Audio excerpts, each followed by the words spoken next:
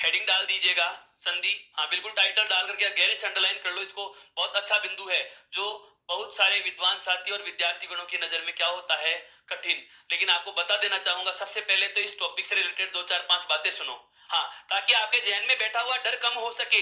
बिल्कुल ये आवश्यक भी है, हमें पता तो रहना चाहिए ना कि इस टॉपिक का वास्तविक परिचय क्या है, यह भूमिका इसकी क्या कहना चाह रही है, यह बिंदु आरंभ हुआ तो इसकी आवश्यकता क्यों पड़ गई, इसकी आवश्यकता क्यों पड़ गई, तो आवश्यकता महसूस क्यों हुई, इस चीज को मैं आपको बता चुका कि संधि की आवश्यकता क्यों पड़ती है हिंदी में, समास की आवश्यकता क्यों पड़ती है, उपसर्ग और प्रत्यय की आवश्यकता क्यों पड़ती है। तो मैंने आपको बता दिया कि हिंदी में शब्द संरचना की कितनी इकाइयां हैं, 4। अर्थात यदि हमें नया शब्द बनाना है तो हमारे पास केवल 4 शर्तें होती हैं, 4 तरीके होते हैं, और उन 4 तरीकों में एक तरीका आता है कौन सा, संधि। अन्य 3 की बात करें जिनका नाम है केवल समास, उपसर्ग, प्रत्यय, और एक अपना हम जिसकी चर्चा करने वाले हैं कौन सा, संधि।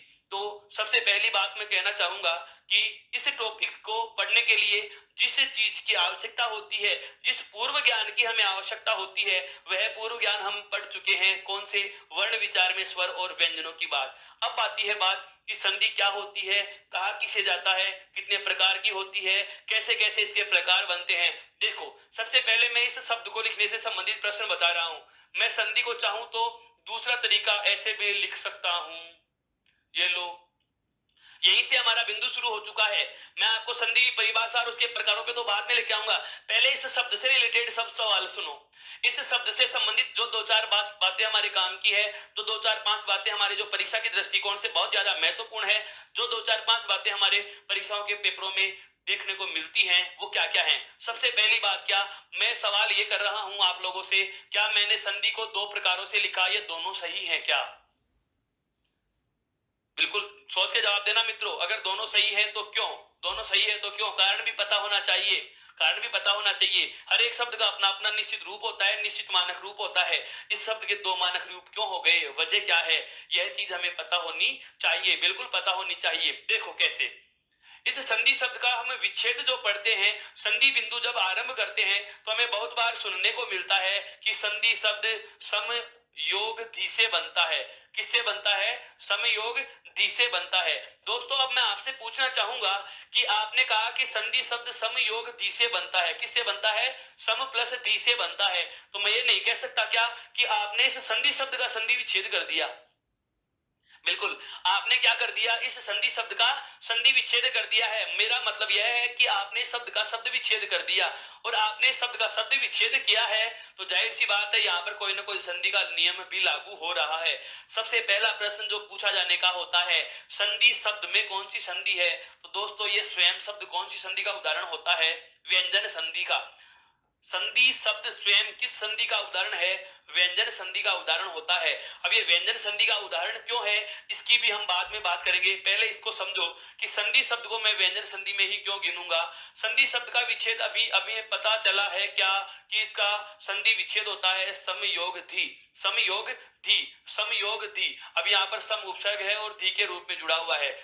अब बात आती है कि संधि शब्द का विच्छेद सम प्लस धी हो रहा है, तो ये दो रूपों में क्यों लिखा गया, दो तरीकों से क्यों लिखा गया। इस चीज को समझने के लिए हमें हल्का सा इस नियम को समझना है। हालांकि जब व्यंजन संधि पढ़ेंगे, जब व्यंजन संधि में इस हलंत में या अनुस्वार के नियम की मैं आपसे बात करने वाला हूं, उस समय बहुत गहरे विस्तार से खूब सारे उदाहरणों के द्वारा इस चीज को बहुत अच्छे से मैं आपके सामने परिभाषित करूंगा। पर पहले हमें सिर्फ इतना सा ध्यान रखना है क्या, कि ये नियम कहना क्या चाह रहा है, ये शब्द दोनों प्रकारों से लिखा क्यों गया, और दोनों प्रकारों से लिखा गया तो ये दोनों प्रकार ही शुद्ध क्यों हो गए, वजह समझो। देखो, इस संधि शब्द का जो संधि विच्छेद होता है वो क्या हो रहा है, सम प्लस दी। अब सम प्लस दी के बाद में एक बात बता रहा हूं दोस्तों, हम व्यंजन संधि में एक नियम पढ़ेंगे क्या, कि यदि किसी शब्द का अंतिम वर्ण, यदि किसी शब्द का अंतिम वर्ण स्वर रहित मैं हो, क्या हो, स्वर रहित मैं, अर्थात हलंत लगा हुआ है, इसमें स्वर जुड़ा हुआ नहीं है। यदि किसी शब्द का अंतिम वर्ण स्वर रहित मैं हो, और उसके बाद कैसे मैं तक के, कैसे मैं तक के किसी वर्ण का योग हो, कैसे मैं तक किसी वर्ण का योग हो। एक नियम बोल रहा हूं मैं, ये व्यंजन संधि का नियम है क्या, कि यदि प्रथम पद का अंतिम वर्ण स्वर रहित मैं है, और उसके बाद कैसे मैं तक के किसी भी वर्ण का योग हो, तो ये जो स्वर रहित मैं है, इसके स्थान पर आप दो प्रकार के बदलाव कर सकते हो। कितने प्रकार के बदलाव कर सकते हो? दो प्रकार के बदलाव कर सकते हो। पहला बदलाव होता है आप इसके स्थान पर अनुस्वार लगा सकते हैं।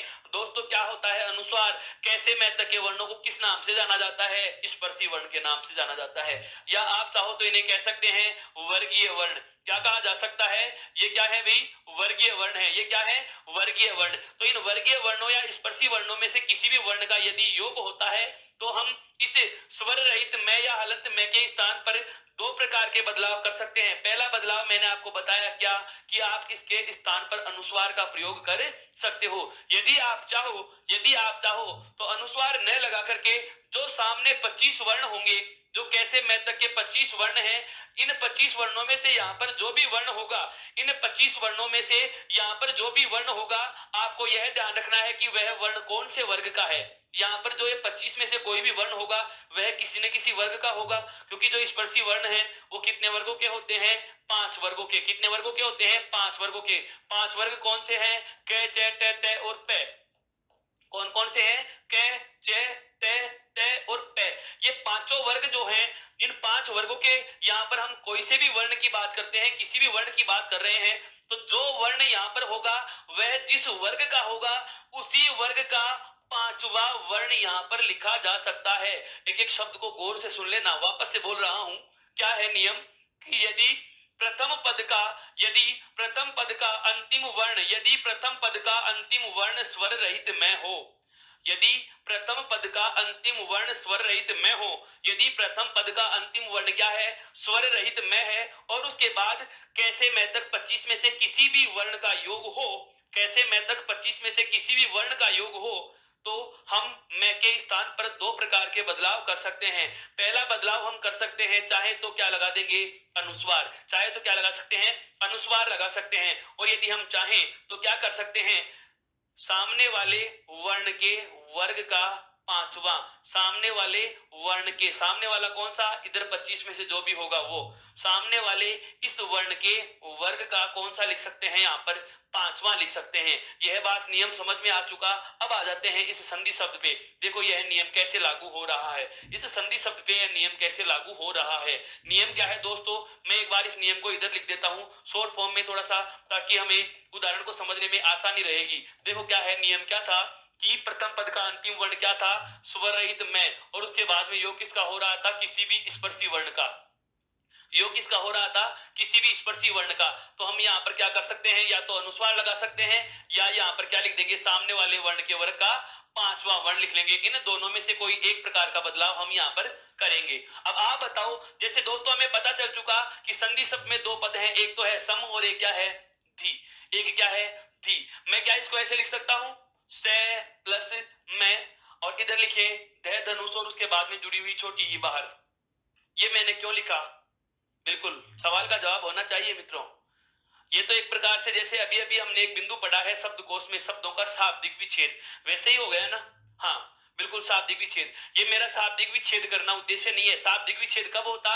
जब मैं इस से में जुड़ा हुआ ए भी अलग लिखता। लेकिन मैंने से के साथ किसी प्रकार की कोई छेड़खानी नहीं की। मैंने क्या किया है? केवल मैं को अलग लिख दिया और ध में जुड़ा हुआ ई बाहर लिख दिया। इसकी वजह क्या है वो भी सुनो, क्योंकि संधि कठिन क्यों लगती है उसकी वजह यह है कि हम रटे रटाए तरीके से पढ़ा करते हैं। संधि को यदि समझ के पढ़ेंगे, संधि कहना क्या चाह रहा है इस टॉपिक की अगर शब्दावली समझ में आ जाए, संधि का जो वोकेब समझ में आ जाता है, संधि की शब्दावली समझ में आ जाती है, तो फिर इसके नियम समझना बहुत ज्यादा मुश्किल नहीं होते, बहुत ही ज्यादा सरल है। वो कठिन क्यों लगते हैं? क्योंकि हमें इसकी शब्दावली का पता नहीं होता कि संधि क्या है, कैसे जुड़ते हैं, कैसे टूटते हैं, वो चीजें हमें पढ़नी है। देखो क्या, यह विच्छेद मैंने इसलिए किया है कि जब भी हम किसी शब्द का संधि विच्छेद करेंगे, जब कभी हम किसी शब्द का संधि विच्छेद करते हैं, तो हमारे पास ऐसे दो पद प्राप्त होते हैं।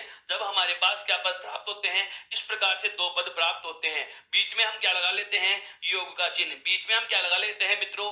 ये योग का चिन्ह लगा लेते हैं। एक शब्द हमारे पास योग के चिन्ह से पहले होता है और एक शब्द हमारे पास इस योग के चिन्ह के बाद होता है। अब संधि में ये चीज क्या है, ध्यान दो। संधि कहां होती है? पहले शब्द का अंतिम वाला वर्ण, पहले शब्द का अंतिम वाला वर्ण और दूसरे शब्द का पहला वर्ण योग करते हैं। पहले शब्द का अंतिम वर्ण और दूसरे शब्द का पहला वर्ण योग करते हैं, और इस योग से जो भी कोई बदलाव हो, इस योग से जो भी कोई बदलाव होता है उस बदलाव का नाम ही क्या होता है, संधि होता है। उस बदलाव का नाम ही क्या होता है मित्रों, संधि होता है। वापस से सुनना, यहां से मैं परिभाषा भी निकालूंगा, यहां से मैं संधि की परिभाषा भी आपके सामने स्पष्ट करने वाला हूं। मैंने क्या कहा कि प्रथम शब्द का अंतिम वर्ण और दूसरे शब्द का पहला वर्ण योग करते हैं तो कोई बदलाव होता है, योग करते हैं और कोई बदलाव होता है, तो जो बदलाव होता है इस बदलाव वाले प्रोसीजर का नाम तो क्या होता है मित्रों, संधि। उस बदलाव का नाम ही क्या होता है, संधि। अभी परिभाषा के बारे में इसके और संदर्भ बात करेंगे।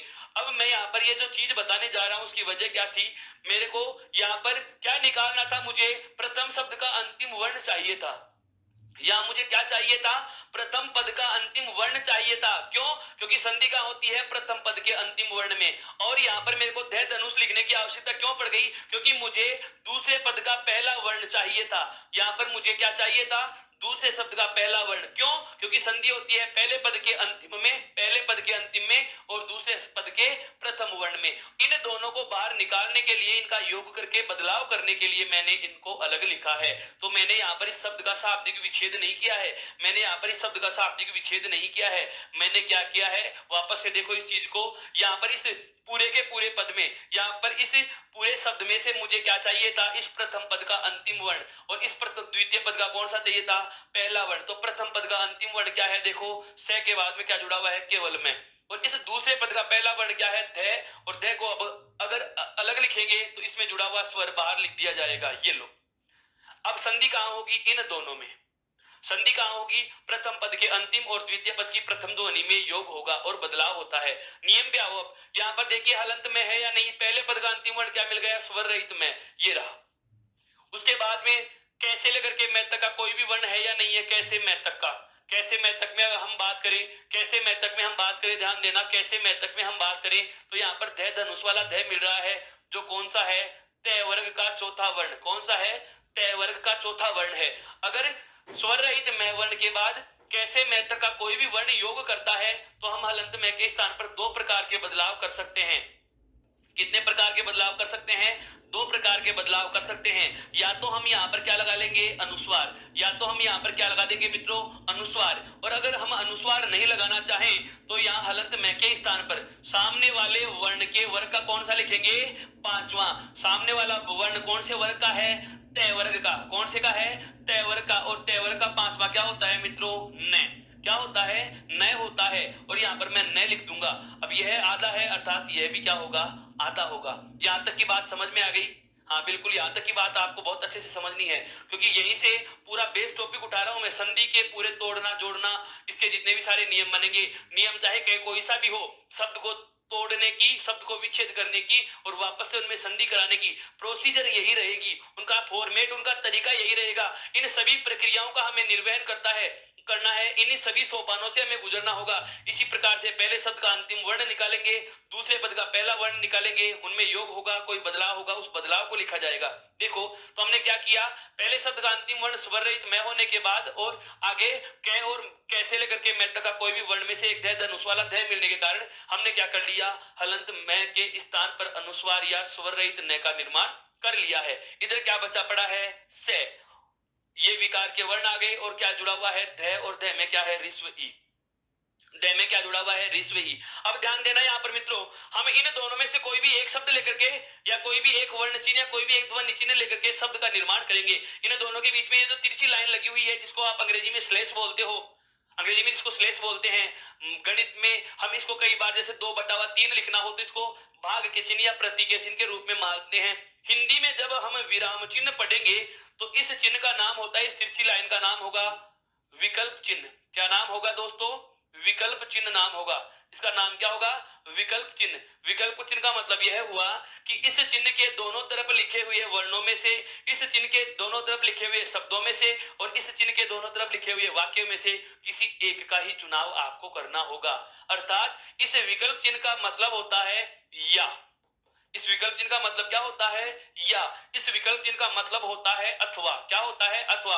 अब ये जुड़ती हुई बातें मैंने आपको बताया था, हिंदी व्याकरण के किसी भी बिंदु की, जैसे आगे पढ़ने वाले टॉपिक की बात कर लो या पहले पढ़े गए बिंदु की बात कर लो। यदि हमें जरूरत महसूस हुई कि पहले पढ़ी हुई बात को दोहराने की आवश्यकता है या आगे पढ़ने वाले बिंदु का हमें हिंट देना है, तो आगे पढ़ने वाले बिंदु का तो मैं संकेत आपको देता रहूंगा और पहले पढ़ाए हुए बिंदुओं का मैं दोहरान भी करता रहता हूं साथ के साथ। तो हमें पता रहना चाहिए, जैसे विराम चिन्हों में ये चीज पढ़ेंगे तो अब आपको आज वाली बात याद आएगी कि हाँ सर, आपने एक बार पहले इस बारे में चर्चा भी की थी कि ऐसे कोई तिरछी लाइन होती है जिसे हम हिंदी में विकल्प चिन्ह का नाम देंगे, और ये विकल्प चिन्ह हमें द्वंद्व समास में भी काम में आएगा। जब विकल्प द्वंद्व द्वंद्व समास के 3 प्रकार पढ़ेंगे, समाहार, विकल्प और इतरेतर द्वंद्व, उस समय भी मैं इसके बारे में और बात करूंगा और विराम चिन्हों में भी इसके बारे में हम और बात करेंगे। ये केवल आपको आगे आने वाले बिंदुओं के केवल संकेत दे रहा हूं। फिलहाल हमें इतना ध्यान रखना है क्या कि इन दोनों में से किसी एक का प्रयोग करते हुए, चाहो तो अनुस्वार का प्रयोग कर लो, चाहो तो स्वर रहित नैवर्ण का प्रयोग कर लो और शब्द का निर्माण करना है।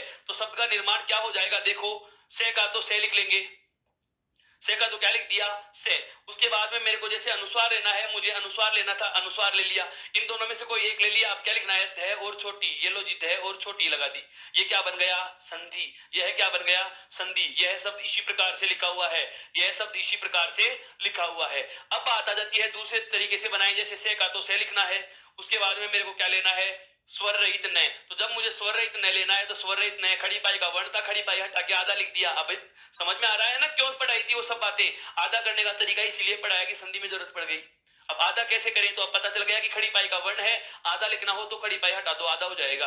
अब उसके बाद में क्या लिखना है, ध धनुष वाला ध, और लिखनी क्या थी, छोटी। ये लो जी मित्रों, ये संधि दूसरे तरीके से भी हमने जो लिखी थी। दोनों तरीकों का पता चल चुका कि संधि के दोनों तरीके क्या है, क्योंकि ये व्यंजन संधि का उदाहरण है। और अनुस्वार या हलंत में के नियम के अनुसार हम बात करें तो स्वर रहित में के बाद किसी स्पर्श या वर्गीय वर्ण का योग होता है तो स्वर रहित में वर्ण अनुस्वार या सामने वाले वर्ण के वर्ग के 5वें वर्ण में बदल जाता है। अतः हम इसे अनुस्वार लगाकर या सामने वाले वर्ण के वर्ग का 5वां अक्षर या पंचमाक्षर का प्रयोग करके भी लिख सकते हैं। शब्द दोनों ही दशाओं में शुद्ध माना जाएगा। अब पता चल चुका कि संधि इसी तरीके से भी लिखा जा सकता है और इस तरीके से भी लिखा जा सकता है। दोनों बातें समझ में आ चुकी हैं। अब बात करते हैं हम आगे की। आगे की बात देखो, क्या हमने अब तक बात यह की है कि संधि जो शब्द है वो इस तरीके से लिखा है हमने न का प्रयोग करते हुए, और यदि हम चाहें तो संधि मैंने कैसे लिखी है,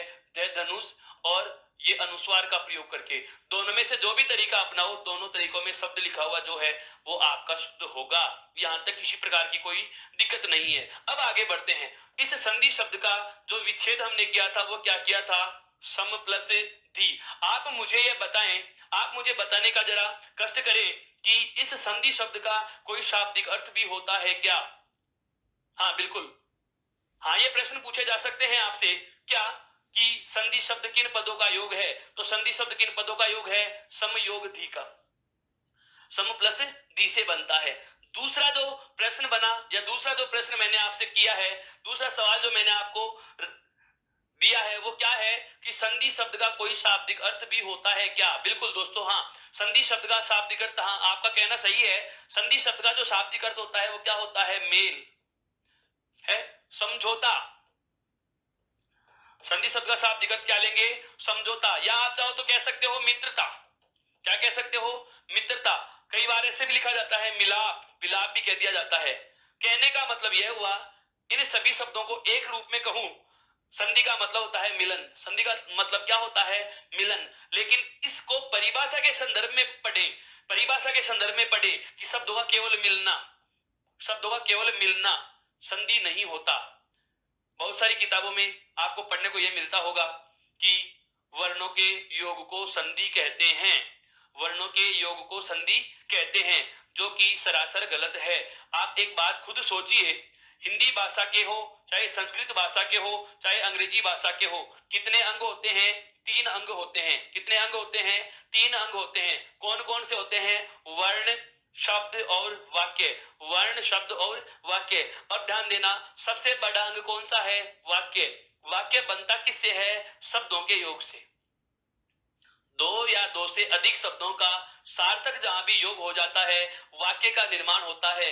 2 या 2 से अधिक शब्दों का सार्थक योग जो होता है उससे क्या बनता है, वाक्य बनता है। अब बात आती है शब्द किससे बनता है, तो उसका जवाब होता है वर्णों के योग से। दो वर्णों के योग से शब्दों का निर्माण होता है। अब आप कहोगे कि दो वर्णों के योग से ही शब्द बनते हैं और दो वर्णों के योग को ही हम संधि कह रहे हैं। इसका मतलब तो यह हुआ कि शब्द और संधि की परिभाषा समान होती है, जो कि गलत है। बिल्कुल बिल्कुल, हाँ, दो वर्णों के योग को क्या कहा जाता है, शब्द। दो वर्णों के योग को क्या कहा जाता है, शब्द कहा जाता है। लेकिन यदि दो वर्ण जुड़ रहे हो और जुड़ने के बाद में कोई परिवर्तन आ रहा है, परिवर्तन का मतलब यह हुआ कि उन दोनों वर्णों के जुड़ने की वजह से या उन दोनों वर्णों के योग के कारण कोई नया बदलाव हो रहा है। जैसे अभी अभी मैंने चर्चा की थी कि हलंत में वर्ण जो होता है वो है अनुस्वार में या सामने वाले वर्ण के वर्ग के पंचमाक्षर में बदल जाता है। इसका मतलब यह हुआ कि आपने इस स्वर रहित मैं वर्ण के स्थान पर परिवर्तन किया है। आपने इस स्वर रहित मैं वर्ण के स्थान पर अनुस्वार या सामने वाले वर्ण के वर्ग का पांचवा वर्ण आदेश किया है। अर्थात मेरा कहने का आशय यह हुआ कि वर्णों का ऐसा योग जहां बदलाव हो, वर्णों का ऐसा योग जहां बदलाव हो उसे क्या कहा जाएगा, संधि कहा जाएगा। और वर्णों का ऐसा योग जहां बदलाव नहीं हो उसे संधि नहीं कहा जाएगा। इसको आप इस तरीके से भी याद रख सकते हैं। जैसे मैं कहूं कि अखाड़े में लड़ने से पहले, अखाड़े में लड़ने से पहले दो पहलवान हाथ मिलाते हैं, दो पहलवान हाथ मिलाते हैं। अगर हाथ मिलाने का मतलब सदैव मित्रता होती है, अगर हाथ मिलाने का मतलब सदैव मित्रता होती है, मित्रता का मतलब संधि होती, संधि का मतलब क्या हुआ कि मिलने से बदलाव होना। यदि हाथ मिला रहे हैं और उनमें संधि हो गई तो बताओ वो एक दूसरे के शत्रु रहे क्या, नहीं। अब तो मित्र बन चुके, और मित्र बन चुके तो मैच का अंतिम परिणाम आने का इंतजार करने की आवश्यकता नहीं है, क्योंकि मित्र जहां होंगे वहां पर किसी प्रकार के कोई परिणाम नहीं आएगा, वहां पर केवल सकारात्मक परिणाम ही आएगा कि जीतेंगे तो दोनों और हारेंगे तो दोनों। अर्थात हमें एक की हार या एक की जीत देखनी है तो हमें पता है कि दो अखाड़े में लड़ने वाले पहलवानों के मध्य मित्रता नहीं होगी, वो हाथ मिलाएंगे, वो हाथ मिलाएंगे। अर्थात वर्णों का योग होता है पर सदैव बदलाव नहीं होता। यदि वर्णों के योग के साथ साथ बदलाव हो रहा हो तो संधि होगी। जैसे हम एक अन्य उदाहरण से लें, इतिहास में हम पढ़ा करते हैं, इतिहास में आपने भी पढ़ा होगा, मुझे भी कई बार पढ़ने को मौका मिलता है तो मैंने भी पढ़ा। इतिहास में हम पढ़ते हैं मेवाड़ और मारवाड़ के मध्य सीमा विवाद को लेकर झगड़ा रहता है। इतिहास में हमने पढ़ा कि मेवाड़ और मारवाड़ को, बिल्कुल, मेवाड़ और मारवाड़ को एक संघर्ष के नाम से जाना गया था और वो संघर्ष था उनका सीमा विवाद। उनके मध्य, या मैं कहूं मेवाड़ और मारवाड़ की क्षेत्र के सीमाओं को लेकर के एक दूसरे के राज्य ये विरोधी हो चुके थे। तो क्या होता है, कुछ समय बाद एक मेवाड़ में जन्म लेती है महिला जिसका नाम था हंसाबाई। हाँ मित्रों, तो हंसाबाई ने क्या किया, मेवाड़ और मारवाड़ के मध्य जो सीमा विवाद था उस सीमा विवाद का निपटारा निपटारा करते हुए एक उनका सीमा निर्धारण किया था सोजत पाली में, और उन शासकों के मध्य क्या करवा दी थी, संधि करवा दी थी। हम 65 में पुरंदर की जो संधि पढ़ा करते हैं शिवाजी और औरंगजेब के मध्य, उस 65 में जो पुरंदर की संधि हुई थी उससे ठीक पहले शिवाजी और औरंगजेब एक दूसरे के शत्रु होते हैं। लेकिन जैसे ही संधि हो जाती है, संधि का मतलब यह हुआ कि उनके संबंधों में बदलाव आया। उनके संबंधों में क्या आया, बदलाव। दो राजा हैं, दो राजाओं के मध्य दुश्मनी है, दो व्यक्तियों के मध्य या हम दो मित्रों के मध्य किसी गलत फहमी की वजह से कोई तकरार उत्पन्न हो जाती है। अब हम संधि नहीं करेंगे, मित्रता नहीं करेंगे तो हमारे रिश्तों में बदलाव नहीं आएगा। रिश्ते में बदलाव आने के लिए संधि आवश्यक है। अर्थात याद रखना है कि जब दो वर्ण जुड़े और बदलाव हो तो संधि होगी। यदि वर्ण जुड़ रहे हैं, शब्द बन रहा है लेकिन बदलाव नहीं होता तो उस वाली कंडीशन को संयोग कहा जाता है। दोस्तों एक उदाहरण से बताता हूं, जैसे एक शब्द है पान और एक शब्द है वाला। एक शब्द तो है पान और एक शब्द क्या है, वाला। अब मैं आपको पूछूंगा इन दोनों को जोड़ के बनाया पान वाला, क्या बनाया, पान वाला। अब मैं आपसे पूछना चाह रहा हूं क्या यह संधि है, क्या यह संधि है, क्यों नहीं है, क्यों नहीं है यह संधि, क्योंकि हाँ हमें पता चल चुका यह संधि इसलिए नहीं है क्योंकि यहाँ दो वर्ण जुड़ तो रहे हैं यहाँ दो वर्ण जुड़ तो रहे हैं लेकिन बदलाव नहीं हो रहा, लेकिन बदलाव नहीं हो रहा। जैसे यहाँ पर मैं वर्ण के साथ ध जुड़ा था तो मैं के स्थान पर अनुस्वार या सामने वाले वर्ग का पांचवा नय वर्ण आया था। इस प्रकार का कोई बदलाव नहीं हुआ। तो जब दो वर्ण जुड़ते हैं और बदलाव नहीं होता है तो उसे कहा जाता है मित्रों क्या? संयोग। उसे क्या कहा जाता है? संयोग। और जब दो वर्ण जुड़े, दो वर्ण कौन से? पहले पद का अंतिम और दूसरे पद का पहला वर्ण जुड़ रहे हैं और कोई बदलाव हो रहा है तो उस वाली स्थिति को कहा नाम दिया जाएगा क्या? संधि। उस वाली स्थिति को नाम क्या दिया जाएगा? संधि। तो संधि की परिभाषा यहां से समझ में आई और इसका अर्थ हमें समझ में आया। क्या क्या समझ में आया? कि संधि जो शब्द है वह सम प्लस धी से बनता है। संधि जो शब्द है वह समयोग धी से बनता है और जिसका शाब्दिक अर्थ क्या होता है? मेल, मित्रता, समझौता या मिलाप अर्थात जोड़ या जुड़ना। और जुड़ना भी कैसा? बदलाव के साथ। जब दो वर्ण जुड़ रहे हो और कोई बदलाव हो रहा हो, जब दो वर्ण जुड़ रहे हो और कोई बदलाव हो रहा हो तो उसे संधि कहा जाएगा। जब दो वर्ण जुड़ रहे हैं और कोई बदलाव होता है तो उसे संधि कहा जाएगा। यहां तक की बात समझ में आ गई। अब इसमें एक छोटी सी बात हमें और जानने की है। वो जानने की बात क्या है? देखो, थोड़ा सा इसको डेप्थ में बता देता हूं, थोड़ा सा डीप तक इसको पढ़ लेते हैं ताकि पता रहे हमें। जब हम किसी पद का संधि विच्छेद करेंगे तो हमारे पास ऐसे दो पद प्राप्त होते हैं।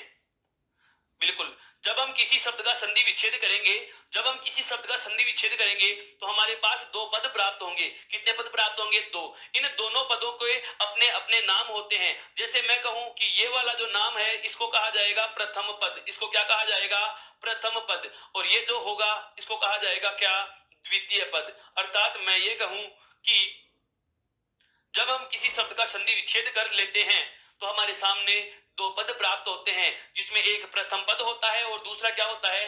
द्वितीय पद। आप चाहे तो इसको कह सकते हैं यह है हमारे सामने पूर्व और यह है हमारे सामने पर पद, यह है हमारे सामने पहला पद और यह है हमारे सामने दूसरा पद। तो मित्रों, जब हम किसी शब्द का संधि विच्छेद करेंगे तो हमारे पास दो पद प्राप्त होंगे। एक बात तो यह जाननी है। दूसरी बात, संधि कहां होगी? प्रथम पद के अंतिम और दूसरे पद की प्रथम ध्वनि जुड़ेंगी और बदलाव होगा। क्या होगा? बदलाव होगा। तो उसे क्या कहेंगे? संधि। अब यहाँ पर जो जानने की बात थी, जो नई बात है, ये चीज तो आपको पता है। हाँ बिल्कुल, ये चीज तो बहुत लोगों को पता है, पर अब जो नई बात बताने वाला हूं वो आप लोगों में से बहुत कम लोगों को पता होगी। क्या? कि जब हम प्रथम पद का अंतिम वर्ण और द्वितीय पद का प्रथम वर्ण जोड़ के बदलाव कर रहे हैं और यह बदलाव इन्हीं वर्णों में से कहीं ना कहीं हो जाए। सुनना वापस से। संधि का हमें पता है कि प्रथम पद का अंतिम और दूसरे पद का पहला वर्ण जुड़कर बदलाव करते हैं। प्रथम पद का अंतिम वर्ण और दूसरे पद का प्रथम वर्ण जुड़कर बदलाव करते हैं और यह बदलाव इन दोनों वर्णों में ही होता है तो उसे कहा जाता है प्रधान संधि। मित्रों, यह याद रखना। बिल्कुल, ये नया नाम आ गया आप लोगों के लिए। मुझे पता है बहुत कम विद्वान साथियों को पता है। मेरे मित्रों, आपको बिल्कुल, आपको बहुत अच्छी बात है, सबको पता है। मैं तो जानता हूं सबको पता है और नहीं भी है तो पता चल चुका। अर्थात मेरी नजर में आप सभी को यह पता है कि प्रधान संधि किसे कहा जाता है। प्रधान संधि का मतलब यह होता है कि जब योग के चिन्ह के ठीक दोनों तरफ की ध्वनियां जुड़ती हों, जब योग के चिन्ह के ठीक दोनों तरफ की ध्वनियां जुड़ती हों और कोई बदलाव जो हो रहा है वो उन्हीं वर्णों में होता है तो उसे कहा जाता है प्रधान संधि। उसे क्या कहा जाता है? प्रधान संधि। और जब ये दोनों वर्ण जुड़े, और जब ये दोनों वर्ण जुड़े और बदलाव किसी अन्य स्थान पर हो जाए, बदलाव किसी अन्य स्थान पर हो जाए, जो बचा हुआ शेष शब्द रहता है, चाहे प्रथम पद का बचा हुआ भाग रहे चाहे द्वितीय पद का बचा हुआ भाग रहे, ध्यान रखना, यदि योग के चिन्ह के ठीक दोनों तरफ के वर्णों में ही बदलाव होता है तो वो तो है प्रधान संधि। और यदि बदलाव किसी अन्य स्थान पर होता है तो उसे कहा जाता है गौण संधि। उसे क्या कहा जाएगा मित्रों? गौण संधि। गौण संधि में बदलाव कहां होगा? अन्य बचे शब्द में या बचे हुए शब्द के अन्य भाग में यदि कोई बदलाव होता है तो ये वाली स्थिति क्या कहलाती है? गौण संधि कहलाती है। हाँ बिल्कुल, इस प्रकार के बदलाव भी हम पढ़ेंगे। व्यंजन संधि में ऐसा भी नियम आएगा हमारे सामने कि योग कहीं और होगा, बदलाव कहीं और होगा, योग कहीं और होगा और बदलाव कहीं और होगा। और प्रधान संधि और गौण संधि को हम एक छोटे से उदाहरण के द्वारा मैं आपके सामने स्पष्ट करने की कोशिश कर रहा हूं। देखो, एक उदाहरण जो बहुत अच्छा है और आपको याद भी रहता है, लेकिन हम इस चीज पे कभी गौर नहीं करते क्योंकि हमने कभी समझने की कोशिश नहीं की। हम क्या करते हैं? रटने का प्रयास करते रहे हैं और रट रट के इन चीजों को इतना अच्छे से दिमाग में बिठा लिया है कि इनका तथ्य तो समझ में आता नहीं और रटा हुआ हम भूलने। हाँ बिल्कुल, रटा हुआ हम भूलते ही नहीं है। लेकिन तथ्य का पता नहीं होता और परीक्षा का पेपर जो रटने पर आधारित था उस प्रकार की चीजें अब जा चुकी हैं। आपको पता है नई शिक्षा नीति जो 2019 में जिसका ड्राफ्ट बनाया जा चुका है, बिल्कुल जो केंद्र सरकार ने भी रख दिया और राज्य सरकार भी नई शिक्षा नीति की बजट में घोषणा कर चुकी है। तो नई शिक्षा नीति का पहला ही उद्देश्य क्या है? रटन से मुक्ति, रटने पर जोर नहीं देंगे। ऐसी शिक्षा प्रणालियां विकसित की जाएंगी जो विद्यार्थी के बस्ते का बोझ कम करे। यशपाल समिति की सिफारिश को लागू कर रही है और उसके साथ साथ रटने की प्रवृत्ति से भी विद्यार्थियों को छुटकारा दिला रही है। तो रटने की प्रवृत्ति को तो छोड़ना ही है। हाँ बिल्कुल, उत्कर्ष का जो यूट्यूब चैनल है, ई उत्कर्ष का जो मोबाइल ऐप है, आपका ई उत्कर्ष का जो टेलीग्राम ऐप है, इन सबसे हमें इन चीजों की तरफ ही तो दिशा मिल रही है कि जो रटने वाले पन्ने की शिक्षा थी हम उसको छोड़ करके एक तकनीकी के माध्यम से समझते हुए बहुत अच्छे तरीके से सहेज कर रखे जाने वाले ज्ञान को प्राप्त कर सके ताकि भविष्य में हमारे वो सही दिशा में काम आ सके। तो उसी बात को ध्यान में रखते हुए एक उदाहरण से समझा रहा हूं बहुत अच्छे से। ये दोनों चीजें पुष्ट हो जाएंगी क्या कि प्रधान संधि किसे कहा जाता है और गौण संधि किसे कहा जाता है। समझना, एक शब्द लिख रहा हूं आपके सामने, रामायण। बहुत अच्छे से पता है ना कि रामायण शब्द का संधि विच्छेद क्या होता है? द्वितीय श्रेणी भर्ती परीक्षा, बिल्कुल हाँ, ये 2014 या 16 की सेकंड ग्रेड की भर्ती परीक्षा में ये प्रश्न पूछा गया था, रामायण का सही संधि विच्छेद क्या होगा। बिल्कुल ये प्रश्न आता है, जरूरी नहीं है कि सरल है तो या सबको आता है तो ऐसे प्रश्न परीक्षा में दिए नहीं जा सकते। ऐसा प्रश्न पूछा गया है और इतना भी निश्चित है कि ये वरिष्ठ अध्यापक भर्ती परीक्षा या सेकंड ग्रेड भर्ती परीक्षा जिसको हम कह सकते हैं आरपीएससी के द्वारा पूछा गया प्रश्न है सब्जेक्ट में। और इसका संधि विच्छेद हमें पता है क्या होता है, राम प्लस अयन। क्या होता है भाई? राम प्लस अयन। कौन सी संधि है ये बाद में बात करेंगे, जानकारी के लिए बता दूं दीर्घ स्वर संधि है। लेकिन क्या होती है दीर्घ स्वर संधि, क्यों होती है, ये चर्चा तो बाद में आएगी। पहले इस चीज को तो समझो मैं कहना क्या चाह रहा हूं। हाँ बिल्कुल, एक टॉपिक की थीम ही समझ में नहीं आएगी तो हम बिंदु पे पढ़ेंगे नहीं। अभी तक मैंने कुछ नहीं किया, मैंने न संधि की परिभाषा बताई है, न संधि के प्रकार बताए हैं, न संधि के अन्य भेद और उपभेदों की मैंने कोई चर्चा की है। मैंने तो केवल इस शब्द को समझाने की कोशिश की है आपको कि ये शब्द है क्या चीज।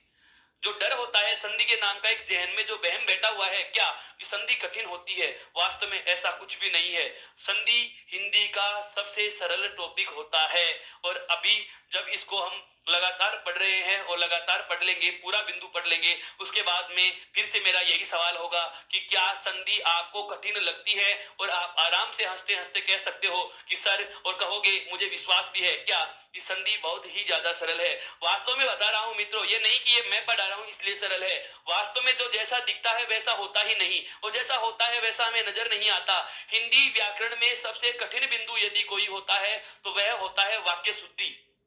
बिल्कुल, जिसको बहुत सारे मेरे विद्वान साथी यह कह के छोड़ देंगे या यह सुनने को आपको बहुत जगह मिला भी होगा क्या कि यह भी कोई पढ़ाने का बिंदु होता है क्या। वाक्य शुद्धि तो आप उदाहरणों के द्वारा खुद भी सीख सकते हो। लेकिन मित्रों, हिंदी व्याकरण का सबसे बड़ा और सबसे महत्वपूर्ण पार्ट होता है वाक्य शुद्धि। यदि वाक्य शुद्धि विद्यार्थी के समझ में आ जाती है तो समझ लेना उसको पूरी व्याकरण का ज्ञान है। क्यों? क्योंकि वाक्य शुद्धि ही एकमात्र ऐसा व्याकरणिक बिंदु होता है जिसमें संपूर्ण हिंदी व्याकरण का रिवीजन चलता है, जिसमें संपूर्ण हिंदी व्याकरण का रिवीजन चलता है। वाक्य शुद्धि पर नियंत्रण उसी विद्यार्थी का होगा जिसे पूरी हिंदी व्याकरण का पता रहता है कि कौन से टॉपिक की भूमिका क्या है, उसके तत्व क्या है, उसके प्रकार क्या है, उसके नियम और शर्तें क्या होती हैं। तो हम बात कर रहे हैं संधि के संदर्भ में कि रामायण में प्रधान संधि गौण संधि का चक्कर क्या है वो सुनना।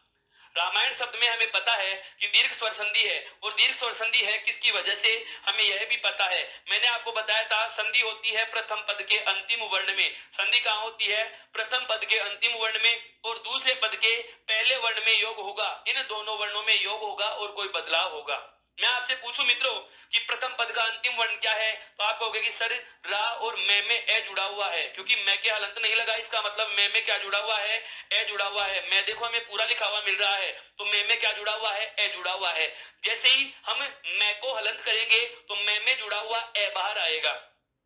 जैसे ही हम मैं वर्ण को हलंत करेंगे तो मैं में जुड़ा हुआ ए बाहर आएगा। अब इधर आगे क्या लिखा हुआ है? फिर से ए। फिर से क्या लिखा हुआ है? ए लिखा हुआ है मित्रों। फिर से क्या लिखा हुआ है? ये ए लिखा हुआ है। और आगे क्या जुड़ा हुआ है? ये और न। ये मैंने क्यों लिखा है? आप चाहे तो इनको एक साथ भी लिख सकते हैं, आप चाहे तो इनको एक साथ भी लिख सकते हैं। कैसे? ये और न। अब बता रहा हूं प्रधान संधि क्या होती है और गौण संधि क्या होती है। आप खुद बताओगे इस चीज को। देखो, ए और ए के मिलने से क्या बनता है? आ। हम स्वरों में पढ़े थे, संधि में नहीं, स्वरों में मैंने बताया था दीर्घ स्वर में कि ए की मात्रा एक होती है और आ की मात्रा दो होती है। क्यों होती है? क्योंकि ए की एक मात्रा और ए की एक मात्रा, जब ए और ए के जुड़ने से आ बनता है तो एक और एक मात्रा के जोड़ने से कितनी मात्राएं बन जाएंगी? दो। अर्थात आ होता है दीर्घ स्वर। अर्थात यहाँ संधि कौन सी है? दीर्घ संधि। यहाँ पर कौन सी संधि है? दीर्घ संधि। इसकी बात मैं बाद में करूंगा। मैं जो कहना चाह रहा हूं वो सुनिए। ए और ए को जोड़ करके आपने आ बनाया और यहाँ पर ये आ की मात्रा लगा दी, यहाँ पर ये आ की मात्रा लगा दी। मित्रों, मैंने कहा था यदि योग के चिन्ह के ठीक दोनों तरफ वाले वर्ण जुड़ करके कोई बदलाव करते हैं, यदि योग के चिन्ह के ठीक दोनों तरफ वाले वर्ण जुड़कर कोई बदलाव करते हैं तो इस वाली कंडीशन को कहा जाता है प्रधान संधि। क्या कहा जाएगा? प्रधान संधि। क्या कहा जाएगा? प्रधान संधि कहा जाएगा। लेकिन मैं अब कहूं, आप जरा यहां गौर करें, ये वाला वर्ण देखिए क्या लिखा हुआ है? न। यह वर्ण कौन सा लिखा हुआ है? न वर्ण लिखा हुआ है, न वर्ण। ये न वर्ण है, जबकि शब्द में अण लिखा हुआ है। ये तय वर्ग का पांचवा है। यह तय वर्ग का कौन सा है? पांचवा। और यह कौन सा है? तय वर्ग का पांचवा। यह कौन सा है? तय वर्ग का पांचवा। जबकि आपको यह बहुत अच्छे से पता भी है और हम बहुत अच्छे से ये चीज पढ़ेंगे कि स्वर संधि में व्यंजनों का कोई मतलब नहीं होता। तो आप मुझे बताएं कि ए और ए के जुड़ने से आ बनता है, लेकिन ये न का अण क्यों हुआ? न का अण क्यों हुआ? समझ में आ गया? और न का अण होने की वजह क्या है? न का अण होने की वजह है दोस्तों ये रे वर्ण। क्या है ये? रे वर्ण। अब हमें ये भी पता है कि रे वर्ण में कितनी दूरी है। इतने बड़े शब्द का रे वर्ण कौन सा वर्ण है? पहला। और ये न वर्ण कौन सा है? अंतिम। यह मैं कहूं योग के ठीक दोनों तरफ बदलाव हो तो प्रधान संधि, और दूर बदलाव हो या अन्य स्थान पे हो, यानी कि असंगत बदलाव जहां होता है वहां कौन सा होता है? गौण संधि। आप अलंकारों में भी पढ़ा करते हैं, हम अलंकार जब पढ़ेंगे, काव्य शास्त्र का भाग जब हम पढ़ेंगे, उस समय एक बिंदु आएगा काव्य शास्त्र में, अलंकार में एक नाम आता है असंगति अलंकार। हाँ बिल्कुल। हाँ, अध्यापक भर्ती परीक्षा की और पुलिस एसआई की परीक्षा की तैयारी करने वाले विद्यार्थी इस चीज पे बहुत स्पेशली गौर करेंगे। क्या? कि अलंकारों में एक अलंकार का नाम है कौन सा? असंगति अलंकार। क्या होता है? काव्य शास्त्र पढ़ेंगे तब आपको मैं बताऊंगा, एक लाइन में पूरा अलंकार समझो कैसे। कि असंगति अलंकार जहां होगा कि कार्य कहीं और हो, परिणाम कहीं और आए। कार्य कहीं और होता है, परिणाम किसी और स्थान पे आ रहा है। कार्य किसी और जगह पे हो रहा है और परिणाम किसी और जगह पे आ रहा है। यह वाली बात असंगति अलंकार की ही है। जैसे भगवान श्री कृष्ण मथुरा में हैं और परेशानियां गोपियों को हो रही है। मेरा कहने का मतलब यह हुआ, जैसे माताजी बीमार है घर पे और हम कक्षा में बैठे हुए अनुभव कर रहे हैं कि आज माताजी ने खाना नहीं खाया और उनकी वजह से हमें जो तकलीफ फील हो रही है, तो काम कहीं और हुआ, परिणाम कहीं और स्थान पे होता है, वहां होता है असंगति अलंकार। वहां क्या होता है? असंगति अलंकार। जैसे उसके हृदय में पीड़ा हो रही है और दर्द हमें हो रहा है, इसका मतलब यह होता है असंगति अलंकार। योग इन दोनों में हो रहा है, योग के चिन्ह के दोनों तरफ वाले वर्णों में बदलाव हो रहा है। ये तो हो गया प्रधान संधि। ये तो कौन सा हो गया? प्रधान संधि। और यदि अन्य स्थान पे बदलाव होती है तो वो कौन सी में जाएगी? गौण संधि में। ये दोनों बातें आप समझ चुके होंगे मित्रों। अब बात करता हूं मैं संधि की परिभाषा की। इस वाले बोर्ड को एक बार वापस से समझो। देखो, सबसे पहले हमने जो चर्चा आरंभ करी है उसमें मैंने आपको क्या बताया कि संधि शब्द दोनों प्रकार से लिखा जा सकता है। संधि में अनुस्वार का प्रयोग करके भी लिख सकते हो और पांचवा यानी कि नए वर्ण का प्रयोग करते हुए भी आप संधि शब्द को लिख सकते हो। उसके बाद में दूसरी बात हमने जो आरंभ की, मैंने आपको बताया कि संधि शब्द का संधि विच्छेद क्या होता है? सम प्लस धी। क्या होता है भाई? सम प्लस धी। अर्थात संधि जो शब्द है वो सम योग धी से बनता है और इसका शाब्दिक अर्थ क्या होता है? मेल, समझौता या मित्रता। मेल, समझौता या मित्रता, या आप इसे कह सकते हैं मिलाप। आप इसे क्या कह सकते हैं? मिलाप। उसके बाद हम बात करते हैं परिभाषा की। तो परिभाषा के लिए हमें क्लू मिल चुका है, हिंट मिल चुका है, संकेत या इशारा मिल चुका है। क्या? कि जब प्रथम पद का, यहां से समझना इस परिभाषा को, कि दो शब्दों में पहला और अंतिम, प्रथम शब्द का अंतिम है, दूसरे शब्द का पहला है, तो मैं आपसे पूछूं कितने वर्ण जुड़ेंगे, तो आपका जवाब होगा दो। कितने वर्ण जुड़ेंगे? दो। तो मैं परिभाषा बना रहा हूं, समझना। परिभाषा कुछ नया नहीं है, रट्टी रटाई परिभाषा याद करने की आवश्यकता कहां पड़ गई? यहां से परिभाषा बनाओ। कैसे? ये एक और ये एक, कितने वर्ण हो गए? दो। तो मैं कह सकता हूं कि नहीं, दो वर्णों के योग से, दो वर्णों के योग से होने वाले बदलाव का नाम क्या है? संधि। बदलाव नहीं होगा तो क्या कहलाएगा? संयोग। बदलाव नहीं होगा तो मित्रों क्या कहलाएगा? संयोग। मेरा कहने का आशय यह है कि दो वर्णों के योग से यदि बदलाव होता है तो उसे क्या कहा जाएगा? संधि कहा जाता है।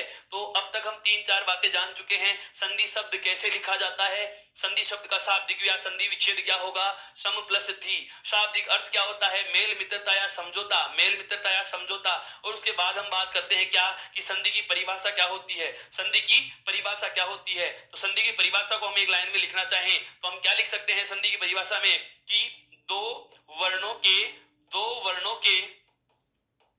योग से, दो वर्णों के योग से होने वाला बदलाव, दो वर्णों के योग से होने वाला बदलाव संधि कहलाता है।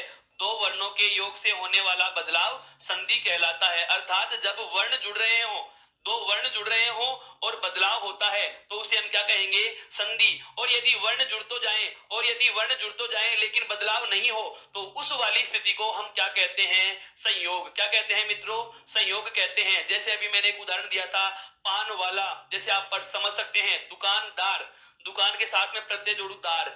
अब दुकान एक जगह का नाम है, दार प्रत्यय जोड़ते एक व्यक्ति का नाम बन गया। इसका मतलब नया शब्द तो बन गया। दुकान शब्द एक स्थान है, दुकानदार एक व्यक्ति है, तो नया शब्द तो बन रहा है। लेकिन यहाँ पर ध्यान दे लेना आप, जैसे यहाँ पर लिखे दुकान और दुकान में हम प्रत्यय जोड़ेंगे कौन सा? दार। अब यहाँ पर देखो दार और दुकान को जोड़ने के बाद नया जो शब्द बना वो क्या बना? दुकानदार। बताओ कोई बदलाव हुआ क्या? नए का नहीं है और दावर्ण का दावर्ण ही लिख दिया। इसका मतलब कोई बदलाव नहीं किया। और अगर बदलाव नहीं होता है तो उसे हम कहते हैं क्या? संयोग। जब वर्ण जुड़ तो रहे हो लेकिन कोई बदलाव नहीं होता है तो उस स्थिति को कहा जाता है संयोग कहा जाता है। और जब दो वर्णों का योग हो रहा हो और योग से कोई बदलाव होता है तो उसे मित्रों क्या कहा जाता है? संधि। क्या कहा जाता है? उसे संधि कहा जाता है। यहां तक की बात समझ में आ गई क्या? बिल्कुल आ गई क्या? हाँ हाँ बिल्कुल सही। आगे बढ़ सकते हैं हम। चलो ठीक है। अब संधि जो शब्द है इसका शाब्दिक विवेचन है। इसी में एक क्लू आपको और याद रखना है। इस संधि शब्द का कई बार आपको विलोम पूछ लिया जाए। क्या पूछा जाए? विलोम। संधि शब्द का विलोम शब्द क्या होता है? बिल्कुल हाँ, समास में पूछा जाता है ना समास का विलोम क्या होता है। और मेरे विद्वान मित्र विग्रह करके आ जाते हैं समास में समास विग्रह, जैसे संधि में संधि विच्छेद होता है वैसे नहीं। समास का विलोम होता है व्यास, समास का विलोम होता है व्यास। जब हम समास पढ़ेंगे इस बारे में बहुत अच्छे से चर्चा करने वाले हैं। अभी हमें इतना ध्यान रखना है क्या कि संधि का विलोम यदि पूछा जाता है तो संधि का विलोम होता है मित्रों क्या? विग्रह। संधि का विलोम क्या होता है? विग्रह। संधि का विलोम क्या होता है? विग्रह। जिसे हम समझते थे क्या कि यह समास का विलोम होगा, लेकिन संधि का विलोम क्या होता है? विग्रह। और एक इसका विलोम क्या होता है? विच्छेद। तो हमें यह भी पता चल चुका क्या कि एक शब्द के दो विलोम भी हो सकते हैं, लेकिन कभी दोनों एक साथ वाक्य के प्रश्न के विकल्प के रूप में नहीं मिलेंगे। वापस से सुनना इस बात को। आपसे पूछा जाए कि संधि शब्द का विलोम शब्द क्या होगा, तो संधि शब्द का विलोम शब्द क्या होता है? विग्रह। यदि विग्रह नहीं देगा तो क्या देगा? विच्छेद। और अगर दोनों दे देता है तो एक बार तीसरा या चौथा विकल्प जरूर पढ़ना, उसमें यह लिखा जाएगा ए व ब दोनों। और अगर फिर भी ऐसा नहीं मिलता तो आपको उस प्रश्न के बारे में ज्यादा सोचने की आवश्यकता नहीं है, क्योंकि वह प्रश्न आपका गलत नहीं होगा, वह विभाग का ही गलत होगा। क्या संधि शब्द का यदि विलोम पूछा जाता है तो क्या होगा? विग्रह। या फिर क्या होगा? विच्छेद। यदि दोनों में से कोई एक आ रहा है, जो भी आए आप उसे चिन्हित कर सकते हो। यहां तक की बात समझ में आ गई।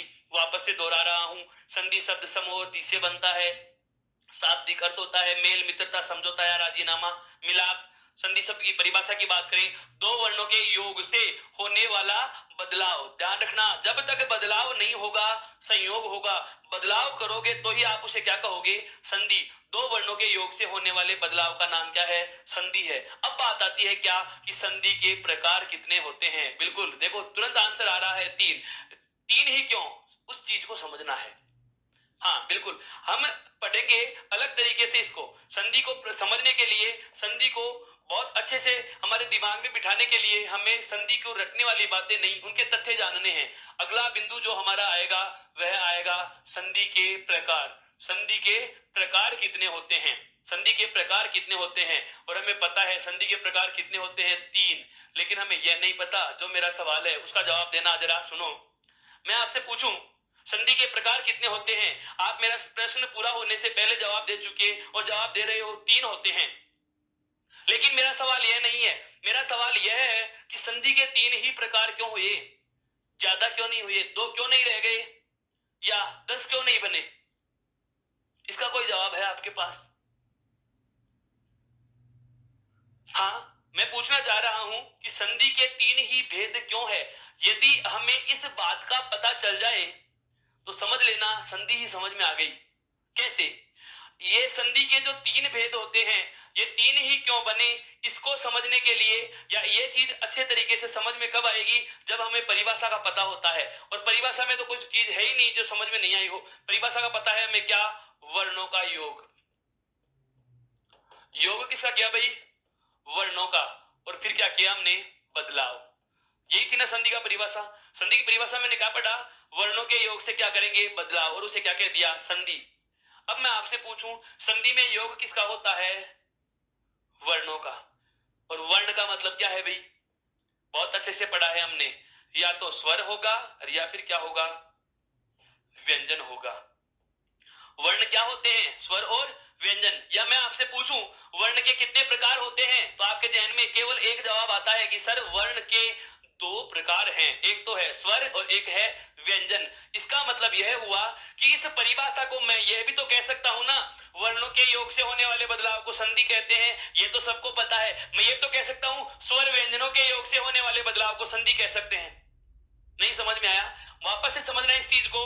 वर्णों के योग से होने वाला बदलाव संधि कहलाता है, यह हमें पता है। मैं वर्ण के स्थान पर स्वर व्यंजन भी तो बोल सकता हूं।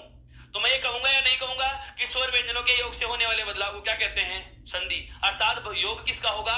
स्वर व्यंजनों का। अब स्वर व्यंजनों का योग कितने प्रकार से होता है? 3 से नहीं होता। स्वर व्यंजनों का योग कितने प्रकार से होता है मित्रों? 6 प्रकारों से। वर्णों का योग कितने प्रकार से होता है? 6 प्रकारों से होता है। हमें पहले वो 6 प्रकार समझने हैं। क्या समझने हैं 6 प्रकार? कि अगर हमें यह पता चल गया कि वर्णों का जो योग है वो 6 प्रकारों से होता है, और वो 6 प्रकार कौन कौन से हैं, तो ये संधि के तीनों प्रकार भी अपने आप ही निकलकर सामने आ जाएंगे। देखो, हमें पता है कि वर्ण के मोटे मोटे 2 भेद हैं, एक तो है स्वर और एक क्या है? व्यंजन। हो सकता है कि स्वर का योग किससे हो जाए? स्वर से। अर्थात पहला बदलाव, स्वर के साथ में क्या जुड़ सकता है? स्वर जुड़ सकता है। मित्रों, इसका मतलब क्या हुआ समझो जरा। इसका मतलब यह है, हमने चर्चा की थी कि संधि में 2 पद हैं, पहला पद और दूसरा पद। इस स्वर प्लस स्वर का आशय, मेरा कहने का मतलब यह हुआ कि प्रथम पद का जो अंतिम वर्ण है और दूसरे पद का जो प्रथम वर्ण है, अर्थात प्रथम पद का जो अंतिम वर्ण है, प्रथम पद का जो अंतिम वर्ण है वो क्या होगा? स्वर होगा। और इस दूसरे शब्द का जो पहला वर्ण है वह भी क्या होगा? स्वर होगा। मेरा कहने का आशय यह हुआ कि योग के ठीक दोनों तरफ क्या हो सकते हैं? स्वर हो सकते हैं। या मैं कहूं स्वर आपस में योग कर सकता है, या फिर स्वर किसके साथ में योग कर सकता है? व्यंजन के साथ में। या फिर स्वर किसके साथ में योग कर सकता है? व्यंजन के साथ में। तो दूसरा जो योग होगा वह क्या हो जाएगा कि स्वर किसके साथ में योग कर सकता है मित्रों? व्यंजन के साथ में। किसके साथ में योग कर सकता है मित्रों? व्यंजन के साथ में। मेरा कहने का आशय यह हुआ कि प्रथम पद का अंतिम वर्ण तो स्वर हो सकता है, और दूसरे पद का पहला वर्ण क्या हो सकता है? व्यंजन हो सकता है। मेरा संदर्भ समझ में आ रहा है? बिल्कुल अच्छे से समझो इसको, कि हो सकता है स्वर स्वर से ही जुड़ जाए, यहां पर जुड़ गया, या फिर हो सकता है किससे जुड़ जाए? व्यंजन से। अगर स्वर व्यंजन से जुड़ सकता है तो व्यंजन भी तो स्वर से जुड़ सकता है। यानी कि इस फॉर्मेट को हम उल्टा लिखें तो ये भी तो कह सकते हैं कि पहले पद का अंतिम वर्ण तो जैसे व्यंजन हो सकता है, और दूसरे पद का प्रथम वर्ण जैसे क्या हो सकता है? स्वर हो सकता है। जैसे स्वर व्यंजन से जुड़ सकता है, ठीक उसी प्रकार से व्यंजन भी तो स्वर से जुड़ेगा। जैसे स्वर व्यंजन से जुड़ सकता है, ठीक उसी प्रकार से व्यंजन भी तो स्वर से जुड़ सकता है। इनके मैं उदाहरण से बताऊंगा, आपको एक एक उदाहरण भी देंगे। पहले केवल योग का प्रारूप समझना है हमें। या फिर हो सकता है कि व्यंजन स्वयं से जुड़ जाए। अर्थात मैं ये कहूं कि व्यंजन के साथ में क्या जुड़ सकता है? व्यंजन जुड़ सकता है। व्यंजन के साथ में क्या जुड़ सकता है? व्यंजन जुड़ सकता है। ये स्वर स्वर से भी जुड़ गया और व्यंजन से भी जुड़ गया, व्यंजन स्वर से भी जुड़ गया और व्यंजन से भी जुड़ गया। मतलब स्वर और व्यंजन, देखो 2 बार स्वर है 2 बार व्यंजन इधर तो, और इधर हमने क्या लिखा? 1 बार स्वर 1 बार व्यंजन, 1 बार स्वर 1 बार व्यंजन। स्वर और व्यंजनों को स्वर व्यंजन दोनों से जोड़ लिया। अर्थात दो वर्णों के जो प्रकार थे स्वर और व्यंजन वो आपस में योग कर चुके हैं। अब जो अनुस्वार और विसर्ग थे, जो अयोगवाह्य वर्ण होते हैं, उसमें अनुस्वार को तो हम व्यंजनों में जोड़ लिए, लेकिन जो विसर्ग होता है उसको हम अलग से जोड़ते हैं कि हो सकता है विसर्ग के साथ में योग किसका हो जाए, स्वर का, हो सकता है विसर्ग के साथ में योग किसका हो जाए, व्यंजन का, हो सकता है विसर्ग के साथ में योग किसका हो जाए, व्यंजन का। मित्रों मेरा कहने का संदर्भ यह हुआ, मेरे कहने का आशय यह है, समझिए कि जब हम किसी शब्द का संधि विच्छेद करेंगे तो शब्द के मध्य या विच्छेद के मध्य योग का चिन्ह लगाते हैं, जोड़ का चिन्ह लगाते हैं। तो जोड़ के चिन्ह के दोनों तरफ हो सकता है स्वर ही स्वर हो, या हो सकता है पहले शब्द का अंतिम वर्ण स्वर आ जाए और दूसरे शब्द का पहला वर्ण क्या आ जाए, व्यंजन। मतलब यह हुआ कि स्वर देखो स्वर से भी जुड़ चुका और व्यंजन से भी जुड़ चुका। अब जिस प्रकार से स्वर जो है स्वर और व्यंजन दोनों से जुड़ा है, वैसे ही व्यंजन भी देखो स्वर और व्यंजन दोनों से जुड़ा है, और वैसे ही विसर्ग भी क्या हुआ है, स्वर और व्यंजन दोनों से जुड़ा है। ऐसे समझिए इस बात को इस तरीके से समझिए कि जो मैंने कहा कि वर्णों के योग से होने वाले बदलाव का नाम क्या है, संधि। और वर्णों का योग कितने प्रकार से होता है, 6 प्रकार से। ये 6 ही प्रकार से क्यों हुआ, क्योंकि हमें पता है वर्ण 2 ही प्रकार के हैं, या तो स्वर वर्ण होंगे या फिर क्या होगा, व्यंजन वर्ण होगा। या तो स्वर वर्ण होगा और या फिर क्या होगा, व्यंजन वर्ण होगा। अब वर्ण जुड़ेगा कौन सा, या तो स्वर स्वर से जुड़ जाएगा या व्यंजन से जुड़ जाएगा, या तो स्वर स्वर से जुड़ जाएगा या स्वर व्यंजन से जुड़ जाएगा, या फिर व्यंजन खुद से जुड़ जाएगा या स्वर से जुड़ जाएगा। अर्थात या तो व्यंजन व्यंजन से जुड़ जाएगा या फिर किससे जुड़ जाएगा, स्वर से जुड़ जाएगा। और मैंने एक बात और लिख दी इसके साथ साथ क्या, कि हो सकता है विसर्ग के साथ स्वर आ जाए या विसर्ग के साथ व्यंजन आ जाए। समस्या आ जाती है सर इतनी चीजें याद कैसे होंगी, ये 6 प्रकार के योग याद कैसे रहेंगे, हमें तो एक योग याद नहीं रह रहा। तो इन्हें याद करने की आवश्यकता कहां पड़ गई, इन्हें याद करने की आवश्यकता नहीं है। मैंने केवल ये बताया है कि संधि के जो 3 प्रकार होते हैं उसको समझने से पहले जो योग होते हैं 6 प्रकार के, वह 6 प्रकार के योग हमें बहुत अच्छे से क्लियर होने चाहिए। अब बताता हूं कि याद कैसे होंगे। दूसरे सवाल का जवाब सुनो, क्या एक बार तो देखो मैंने 2 बार इधर क्या लिखा, स्वर स्वर, फिर मैंने 2 बार क्या लिख दिया, व्यंजन व्यंजन, और 2 बार मैंने क्या लिख दिया, विसर्ग विसर्ग। समझ में आ रहा है। अर्थात प्रथम पद के अंतिम वर्ण के रूप में स्वर स्वर व्यंजन व्यंजन विसर्ग विसर्ग, 2 बार स्वर है 2 बार व्यंजन है और 2 बार विसर्ग। और इधर देखो एक बार स्वर एक बार विसर्ग, एक बार स्वर सॉरी एक बार स्वर और स्वर के बाद व्यंजन, फिर वापस से स्वर और स्वर के बाद व्यंजन, फिर वापस से स्वर और स्वर के बाद व्यंजन। मेरा कहने का मतलब यह है कि यहाँ तो 2 2 के समूह बनाने हैं और इधर एक एक का समूह है। स्वर स्वर व्यंजन व्यंजन और विसर्ग विसर्ग, और इधर क्या है, स्वर व्यंजन स्वर व्यंजन स्वर व्यंजन। बाद वाले पदों में तो एक बार स्वर और एक बार व्यंजन, एक बार स्वर एक बार व्यंजन, एक बार स्वर और एक बार व्यंजन। और प्रथम पद में क्या लिख दिया, 2 बार स्वर 2 बार व्यंजन और 2 बार विसर्ग। इधर एक बार स्वर एक बार व्यंजन, एक बार स्वर एक बार व्यंजन, एक बार स्वर और एक बार व्यंजन। यहां तक की बात समझ में आ गई क्या, बहुत अच्छे से समझ में आ गई क्या। इस चीज को बहुत अच्छे से समझ लीजिएगा कि वर्णों का जो योग होता है वो कितने प्रकार से होता है, 6 प्रकारों से। वर्णों का जो योग होता है वो कितने प्रकार से होता है, 6 प्रकारों से। और वो 6 प्रकार कौन कौन से हैं वो आपके सामने आ चुके हैं। वह 6 प्रकार कौन कौन से हैं आपके सामने आ चुके हैं। कैसे कैसे आए, कि स्वर के साथ स्वर और व्यंजन दोनों जुड़े, व्यंजन के साथ में भी स्वर और व्यंजन दोनों जुड़े, और विसर्ग के साथ में भी स्वर और व्यंजन दोनों जुड़े। अब मैं आपको बता रहा हूं कि इन 6 प्रकार के योग के आधार पर जो 3 प्रकार निकल के आते हैं वो कैसे निकलेंगे। देखो अगर दोनों तरफ स्वर ही स्वर योग कर रहे हो, अगर दोनों तरफ स्वर ही स्वर का योग हो रहा है, अगर दोनों तरफ स्वर ही स्वर का योग हो रहा है, तो उसे नाम दिया जाता है मित्रों स्वर संधि। उसे नाम क्या दिया जाएगा, स्वर संधि। वापस से समझना, जो वर्णों का योग था वो कितने प्रकार से हुआ, 6 प्रकारों से। 6 प्रकार कौन कौन से हैं ये हमें पता चल चुके हैं, ये हमें पता चल चुके हैं। वापस से थोड़ा सा इसको देखिए, वर्णों का जो ये योग था ये कितने प्रकार से हो रहा है, 6 प्रकारों से हो रहा है। कितने प्रकारों से हो रहा है, 6 प्रकारों से। और 6 प्रकारों में सबसे पहला कौन सा आया, स्वर। और स्वर के साथ में योग किसका करवा लिया, स्वर का। उसके बाद में स्वर के साथ में किसे जोड़ा है, व्यंजन को। तो यदि दोनों तरफ स्वर ही स्वर का योग हो तो उसे क्या कहेंगे, स्वर संधि। उसे क्या कहेंगे, स्वर संधि। और यदि स्वर के बाद में क्या आ जाए, व्यंजन। यदि स्वर के बाद में क्या आ जाए, व्यंजन। या फिर व्यंजन के बाद में क्या आ जाए, स्वर।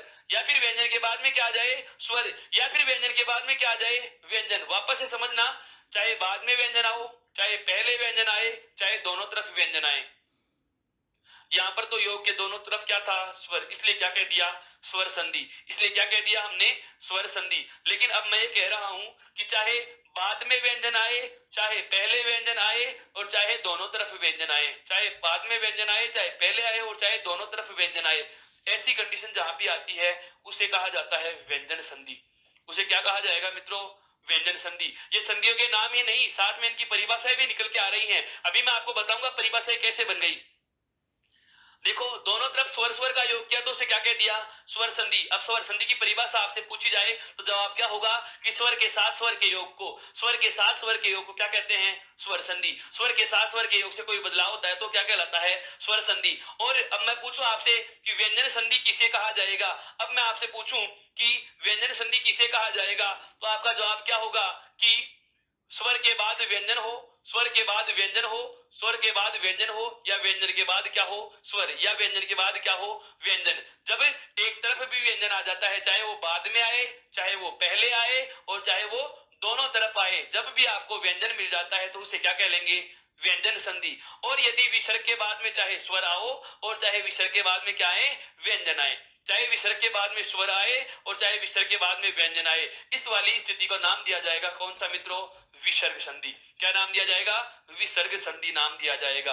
यहां तक मेरे हिसाब से आपके बात समझ में आ चुकी होगी। ये वाला बिंदु आपके बहुत अच्छे से क्लियर हो गया होगा कि संधियों के तीन ही प्रकार क्यों बने, क्योंकि इनके अलावा कोई योग ही नहीं बचता, इनके अलावा कोई वर्णों का जोड़ने का कोई तरीका ही नहीं है। और तीन तरीके ही निकल के आ रहे हैं कि या तो स्वर स्वर से जुड़ता है, या फिर व्यंजन स्वर से, या स्वर व्यंजन से, या व्यंजन व्यंजन से। तो वाली स्थिति को नाम क्या दे दिया?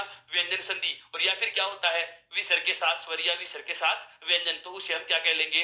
विसर्ग संधि। तो वापस से सुनना इस चीज को कि जो वर्णों का बदलाव था, जो वर्णों का बदलाव था, जो वर्णों का बदलाव था, वो कितने प्रकार से हो रहा है?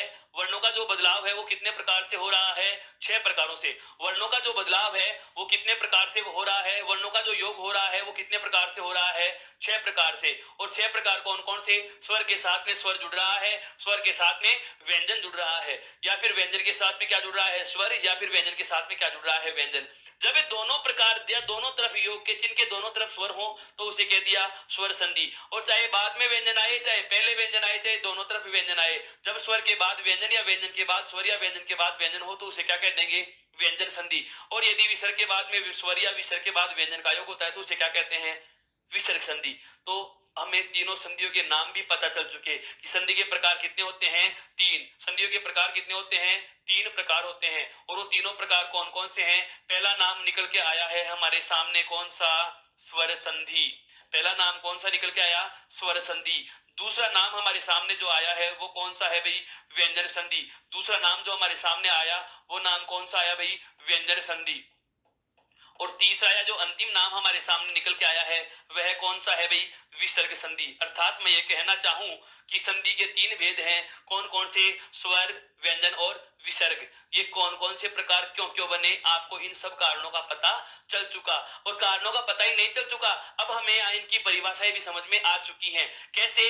मैं आपसे सवाल पूछूं कि स्वर संधि किसे कहा जाएगा, तो आप कह सकते हो यदि स्वर के साथ स्वर का योग से कोई बदलाव हो रहा है, यदि स्वर के साथ स्वर के योग से कोई बदलाव हो रहा है तो उसे स्वर संधि कहते हैं। मैं आपको पूछूं व्यंजन संधि किसे कहा जाएगा, या व्यंजन संधि की परिभाषा क्या होगी, तो परिभाषा क्या हो जाएगी कि स्वर के बाद व्यंजन, या व्यंजन के बाद स्वर, या व्यंजन के साथ व्यंजन के योग से कोई बदलाव होता है तो उसे क्या कहते हैं? व्यंजन संधि। मैं आपसे पूछूं विसर्ग संधि किसे कहा जाएगा, तो जवाब क्या होगा? विसर्ग के बाद स्वर या विसर्ग के बाद व्यंजन के योग से कोई बदलाव होता है तो उसे क्या कहा जाता है?